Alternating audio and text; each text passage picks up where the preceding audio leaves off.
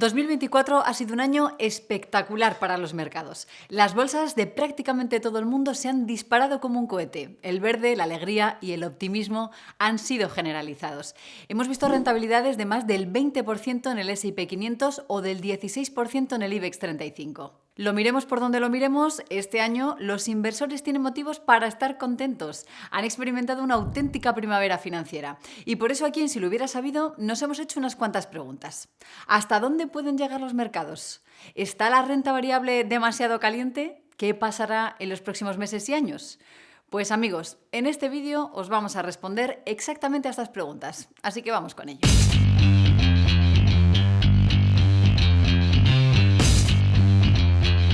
El S&P 500 se ha disparado. Subir más de un 20% en lo que llevamos de año son palabras mayores. Supone que el 2024 se ha situado en el tercio superior de los mejores años por rentabilidad de toda la historia del índice. Sin embargo, toda historia tiene también su contraparte. En el momento en el que preparamos este vídeo, el S&P 500 cotiza un múltiplo de algo más de 28 veces sus beneficios y unas 5 veces su valor en libros. Sin rodeos, son valoraciones muy altas que superan con creces su media histórica. Y es justo aquí donde algunas luces de alerta han comenzado a parpadear. Digamos que podemos encontrar publicaciones de firmas muy reputadas que nos dicen que es probable que el S&P 500 ya esté demasiado caro. Esto es, por ejemplo, lo que ha dicho esta analista de Bank of America. Fijaos. La valoración del S&P 500 sugiere un rendimiento del precio del 1 a 2% durante la próxima década. No hay manera de endulzarlo. El S&P 500 es estadísticamente caro. Eso podría ser un inconveniente para los productos de gestión pasiva. Si el índice tiene que digerir valoraciones muy altas, es probable que su rentabilidad en el futuro sea más pobre. Y no se trata solo de esta analista de Bank of America. En Goldman Sachs parecen estar exactamente en la misma línea, fijaos. Estimamos que el S&P 500 ofrecerá un rendimiento total nominal anualizado del 3% durante los próximos 10 años y aproximadamente el 1% en términos reales. De esta forma, como podéis ver, la estimación para los próximos 10 años haría de esta una de las peores décadas para este índice de los últimos 100 años. Ojo, no todos son tan pesimistas. En JP Morgan, por ejemplo, con los datos actuales, tampoco esperan grandes rendimientos durante los próximos 10 o 15 años. Pero claro, en este caso hablamos ya de un nivel muy diferente. En este caso, su pronóstico señala retornos medios de casi el 7% anual durante ese tiempo. En cualquier caso, todo esto que os estamos contando parece coincidir con un movimiento que está protagonizando uno de los inversores más conocidos de todos los tiempos.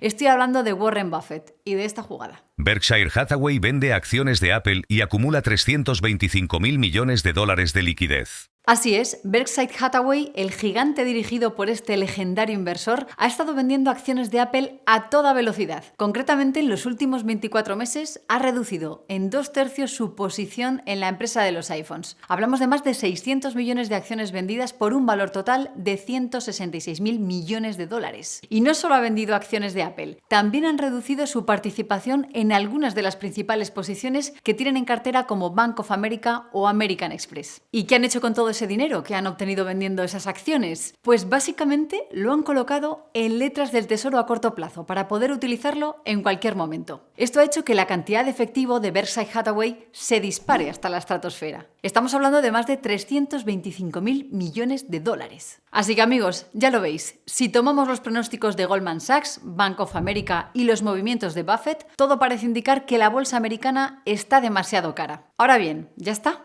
¿Esto es todo? ¿Ha pasado el tiempo de la renta variable? Pues amigos, no vayamos tan deprisa porque, como tantas veces ocurre, podemos decir que el diablo está en los detalles. Ojo con lo que os vamos a contar a continuación, porque lo vamos a necesitar para no sacar conclusiones precipitadas y quizás erróneas. Como casi siempre ocurre, hay que fijarse en la letra pequeña y saber de qué estamos hablando. A continuación, vamos a ver una serie de claves que todos debemos tener en cuenta para no desaprovechar grandes oportunidades, tan solo porque nos encontramos con algunos titulares más explicados. Prestad mucha atención a lo que vamos a ver a continuación.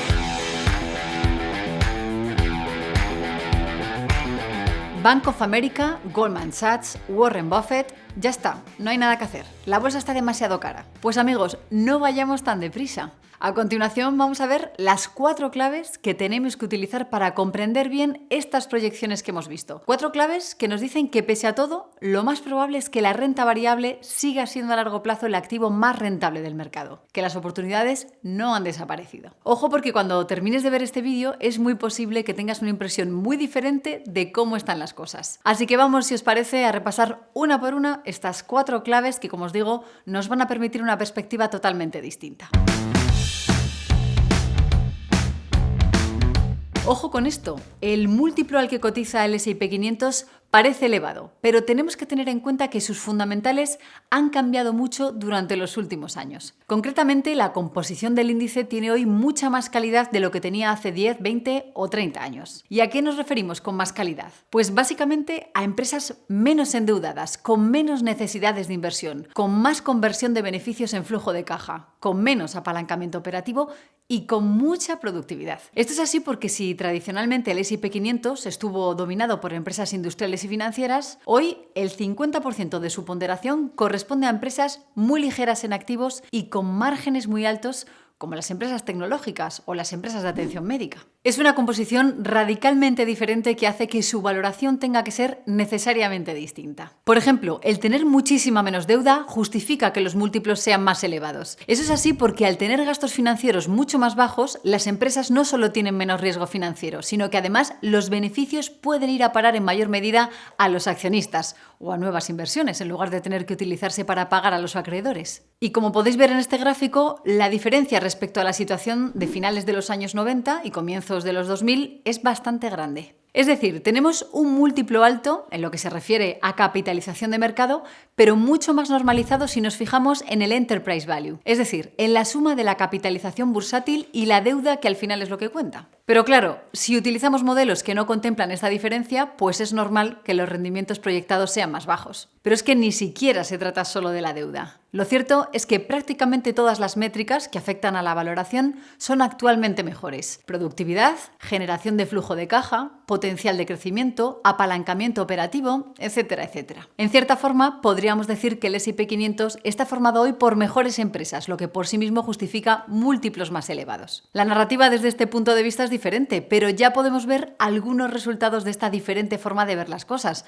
Fijaos en este gráfico. Esta es la proyección que Goldman Sachs hizo siguiendo el mismo modelo tanto en el año 2012 como en el año 2020. En ambos casos, el S&P 500 ha batido sus proyecciones más optimistas. En 2020, por ejemplo, el banco de inversión norteamericano estimó una rentabilidad media anual del 6% hasta el año 2030. Es decir, hablamos de una rentabilidad del 79% entre el verano del 2020 y el verano del 2030. ¿Y cuál es el problema? Que en menos de 4 años la rentabilidad del índice americano ya supera el 80%. Es la misma historia que ya pasó en 2014. ¿El motivo? Lo que ya os hemos contado. Estas estimaciones basadas en modelos históricos no tienen en cuenta el cambio de composición del índice. Esa es la letra pequeña. Pero sigamos.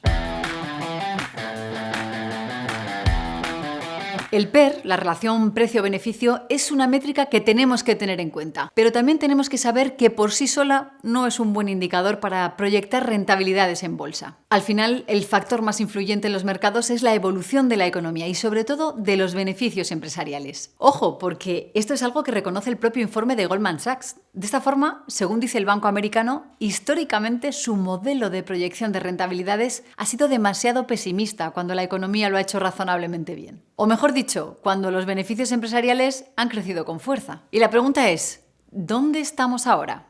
Pues aparentemente en un momento bastante dulce. Las economías emergentes siguen creciendo con fuerza, lo que está ampliando el mercado para las grandes multinacionales. La productividad de las empresas del S&P 500 está evolucionando bien y tanto las familias como las propias empresas tienen los balances más saneados de lo que llevamos de siglo. Y eso no es todo. Para colmo, estamos empezando a experimentar con la llegada de la inteligencia artificial y la robótica, toda una revolución tecnológica. El resultado, las previsiones apuntan a un crecimiento de los beneficios de 2 dígitos en 2025 y 2026. Es lo mismo que ha ocurrido en los últimos años. Fijaos, prestad atención a este gráfico, que esto es importante. En este gráfico podemos ver cómo han evolucionado las bolsas americanas y los beneficios de las empresas cotizadas. Como todos podemos ver, durante la burbuja.com, la evolución de los beneficios de las tecnológicas no acompañaba las revalorizaciones bursátiles. Sin embargo, ahora los beneficios están prácticamente a la par. Las bolsas no crecen porque estén experimentando una burbuja, sino porque la evolución de los beneficios es muy buena.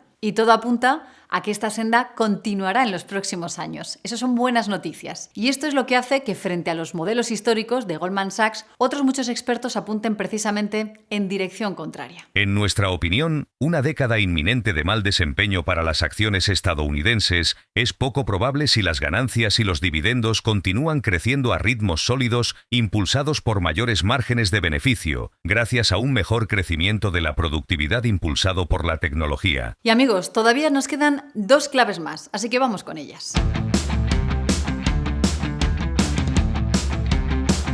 Amigos, si todo lo que hemos visto ya parece poner en cuestión esos grandes titulares que dicen que la renta variable está en problemas, todavía nos queda más letra pequeña. Concretamente nos quedan más factores por comentar. El primero tiene que ver con la composición. El S&P 500 no es estático. Si una empresa está sobrevalorada y tiene un mal desempeño, su ponderación se irá reduciendo en favor de las nuevas empresas que tengan éxito en ese momento. De hecho, de media, el 36% de los componentes del S&P 500 cambian cada 10 años. En esto es muy claro el propio responsable de renta variable de Goldman Sachs. El índice se reconstituye continuamente y las empresas menos exitosas son reemplazadas por nuevas empresas que pueden tener mejores perspectivas de crecimiento. Un ejemplo concreto de estos cambios: Meta no se incorporó al S&P 500 hasta el año 2013 y Tesla hasta el año 2020, prácticamente antes de ayer.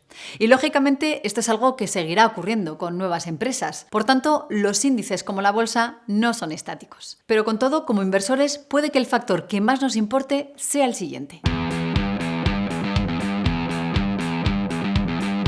A la hora de hablar de si la bolsa está cara o barata, se omite una realidad. No todas las empresas han tenido el mismo desempeño. Me explico. El S&P 500 puede parecer muy caro, pero si eliminamos tan solo las 7 grandes tecnológicas, esto es Microsoft, Apple, Nvidia, Alphabet, Tesla, Amazon y Meta, entonces la cosa cambia radicalmente. Al excluir solo estas 7 empresas, entonces la relación precio-beneficios se reduce prácticamente a la media histórica del índice, entre 16 y 17 veces los beneficios anuales. Y todo esto con empresas menos endeudadas y más productivas. Y eso no es todo. Si además rastreamos algo más el mercado y nos fijamos en sectores concretos como la energía o en compañías de tamaño medio, incluso small caps, entonces veremos que los múltiplos son mucho más bajos. La efervescencia de las grandes tecnológicas no ha llegado aquí. Y ahora son otras muchas compañías las que pueden tener un gran viento de cola, por sus bajas valoraciones, por la buena situación económica y por la bajada de tipos. ¿Qué queremos decir con esto? Que no se trata ya de que el mercado a largo plazo seguramente lo siga haciendo igual de bien que lo ha hecho hasta ahora,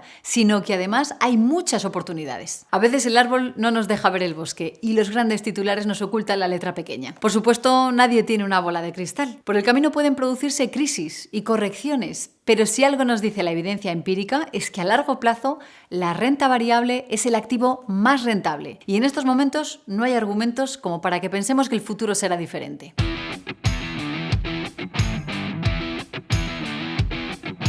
Las bolsas no se han revalorizado porque estén en modo burbuja ni nada por el estilo.